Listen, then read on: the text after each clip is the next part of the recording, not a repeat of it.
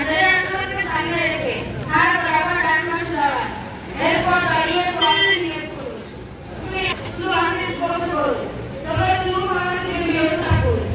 এরপর হাতের আত্মক পর্যন্ত ইনস্ট্রাক্ট করুন এবং ভ্রমণ করুন।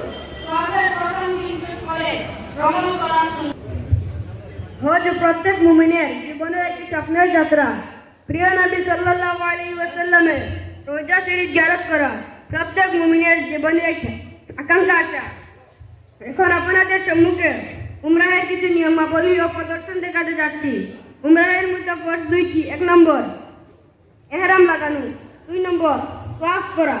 উমরাহের মধ্যে ওয়াজিব 3টি। 1 নম্বর তাওয়াফের পরে 2 রাকাত নামাজ পড়া, 2 নম্বর সাই করা, 3 নম্বর হলক করা।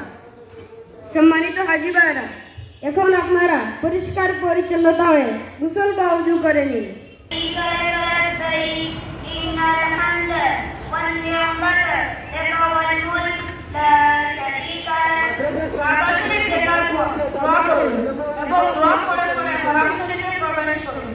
اللهم أنت السلام ومنك السلام حينا ربنا بالسلام.